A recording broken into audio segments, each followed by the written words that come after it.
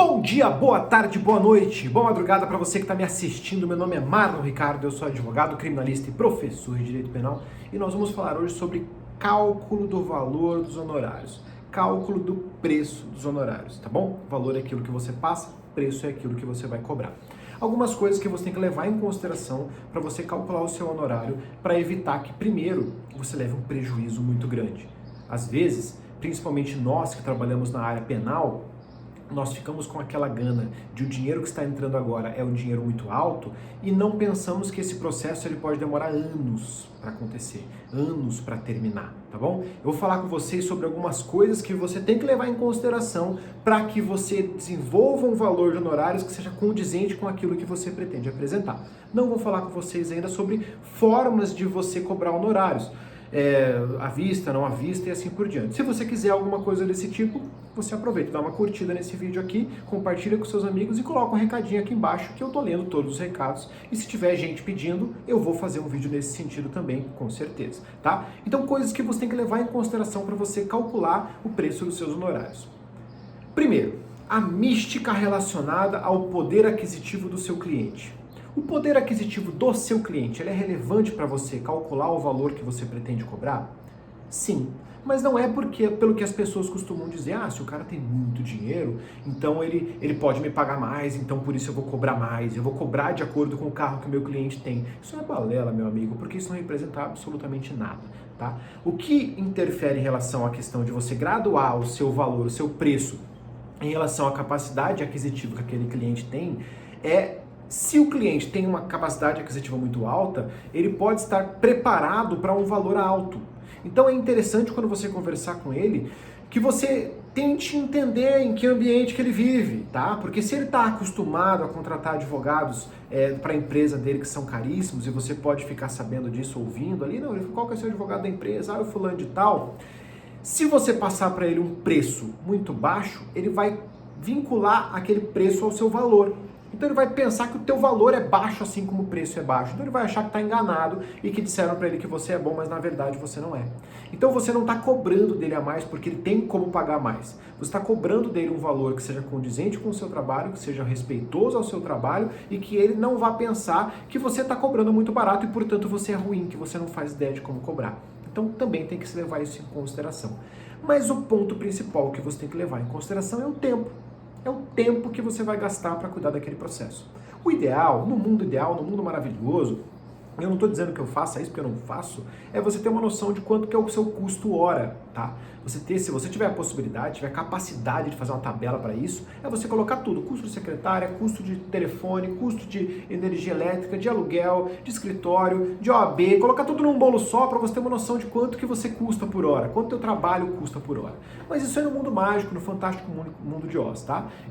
Quando eu tinha sociedade, a gente teve que fazer um custo desse por processo, não era nem por hora, mas um curso por processo, e deu um trabalho gigantesco, né? Minha sociedade trabalhava com processos de todos os tipos, não apenas em processo penal. Mas, se você tiver essa noção de custo hora, ótimo. Se você não tiver, a hora, o tempo que você vai dedicar àquele processo, ele é muito importante. Então você tem que ter uma noção de tempo que você vai dedicar. Então você vai delimitar na sua cabeça.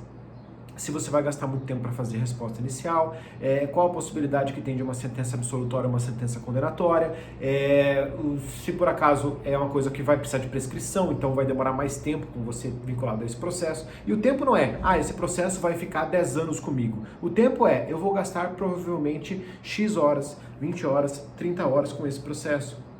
Porque é a realidade, você vai gastar 2 horas, 3 horas para fazer uma resposta à acusação, 5 horas, 6 horas, 2, 3, 4, 5, 10 dias para você fazer uma leitura integral de um processo, 3 horas uma audiência de instrução, 3 horas para fazer umas alegações finais, 2 horas para fazer um recurso, 3 horas para fazer isso, 4 horas para fazer aquilo. Você vai definir na sua cabeça quantas horas que você, em média, vai dedicar àquele trabalho, tá bom?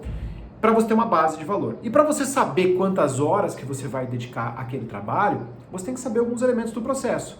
Primeiro, a complexidade dele. Se é um processo que é muito grande, é um processo gigantesco. Eu tenho processo de 20 e poucas mil páginas. Então é um processo gigante. É logicamente que eu vou gastar muito mais horas, porque eu sou criterioso, eu vou ter que olhar esse processo inteiro com muito cuidado. Então num processo de 100 páginas eu vou gastar 20 minutos para ler, num processo de 20 mil páginas eu vou gastar uma semana, 2 semanas para poder verificar toda a situação, toda a dinâmica daquele processo. Isso tem que ser levado em consideração, porque senão você vai tomar prejuízo, tá bom? Então não adianta você querer pegar um processo porque você vai cobrar que seja, meu amigo, eu estou chutando um valor que pode para você ser muito alto ou muito baixo, que seja 100 mil reais num processo de 30 mil páginas. Pode ser que seja um valor legal e pode ser que tu tome um baita de um prejuízo. Ah, Marlon, mas eu comprei 30 mil reais, cara, isso aí dá para comprar a porra de um carro, cara. Mas você não está pensando no longo prazo. Você, quando chegar lá na frente e tiver gasto esse dinheiro lá atrás, se você não tiver uma boa administração financeira, você vai se ferrar. Então você tem que ter esse cálculo na sua cabeça, essa noção da sua cabeça, para evitar que você pegue um cliente baixando muito o seu preço e acabe levando um prejuízo por causa disso. O preço, às vezes, o boleto, ele grita no seu ouvido ali naquele começo, no final do mês, no começo do mês, e você pega o valor do seu boleto. Eu conheço um advogado que já cobrou exatamente o valor do boleto. Então ele cobrou do cliente R$850 porque ele tinha um boleto de R$850. Isso não pode acontecer com você, senão você vai ter um puta de um problema. Então você vai levar em consideração a complexidade do processo, tá? Você vai levar em consideração quantas testemunhas tem nesse processo, quantas testemunhas foram colocadas pela acusação, quantas testemunhas que você pretende colocar, porque isso vai interferir diretamente no tempo gasto. Você vai ter uma audiência, 2 audiências, 3 audiências, se a audiência vai demorar muito ou vai demorar pouco.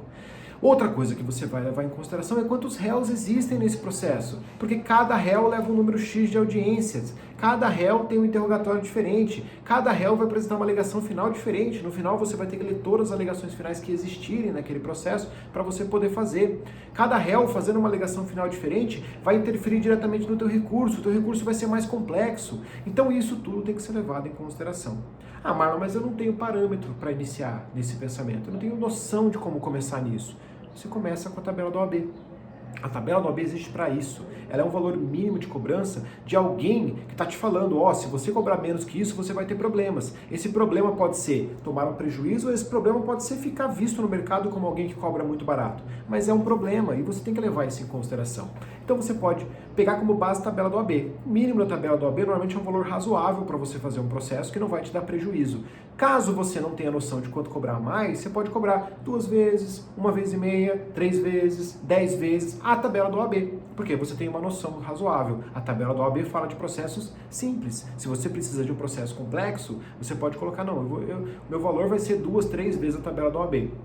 E você vai colocar aquele preço naquele momento para aquele cliente, tá? Eu não vou dizer ainda também momentos que você tem que falar essa questão do preço. Caso você queira um roteiro de atendimento, você deixa o seu recadinho aqui, deixa seu comentário aqui que eu penso em fazer um vídeo a respeito de roteiro de atendimento para vocês. Mas quando você está pensando no cálculo do valor do preço que você vai cobrar, você tem que levar em consideração isso. Então você pega como parâmetro inicial a tabela do AB e você vai levar em consideração outros elementos. Tempo é o elemento principal, desgaste é um elemento importante, tá? Se você vai ter que viajar, se você não vai ter que viajar, como que você vai cobrar essa viagem, se vai ter uma diária, se não vai ter uma diária, se você pretende embutir nesse seu processo, se você pretende falar dessa viagem depois, tá?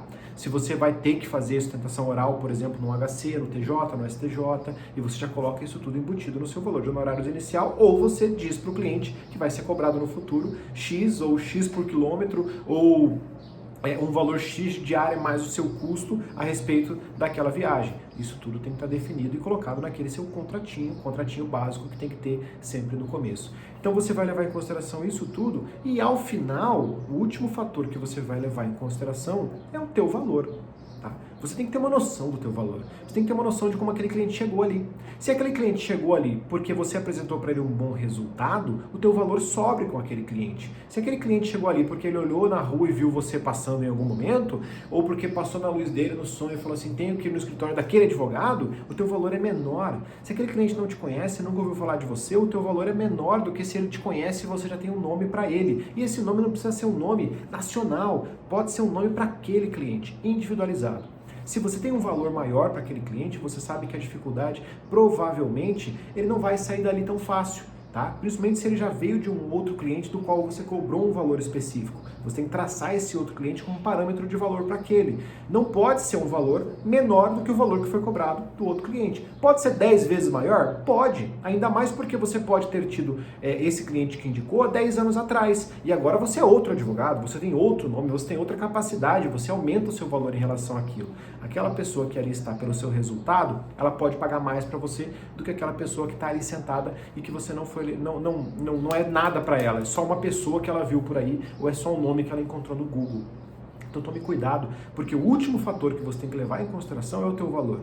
E o teu valor vai depender de cliente para cliente. Por isso que é importante você perguntar para o teu cliente se por acaso ele está ali, por quê? Porque ele ouviu falar de você, porque ele viu você na TV, porque foi o amigo dele que falou, porque você é pai do amigo do cachorro do papagaio dele, porque ele veio por um resultado que você apresentou, porque ele foi indicado por algum cliente pelo qual você resolveu o problema e quem que indicou. Todas essas perguntas são relevantes para você definir o valor dos seus honorários, o preço que você pretende cobrar desse cara. Tá? Então, o último elemento que você vai levar em consideração, ao meu ver, é o seu valor. E para isso você tem que ter um olhar crítico. Eu acho que eu tenho um valor gigantesco. Se você olhar, se eu ficar olhando no espelho e falar assim, nossa, Marlon, mas como você tem que custar caro, você tem que cobrar 10 bilhões de reais para você atender alguém. Mas a gente tem que trazer esse nosso conceito para a realidade e verificar o valor individualmente em relação àquele cliente. Tá joia? Então, espero que eu tenha ajudado vocês. Um abraço.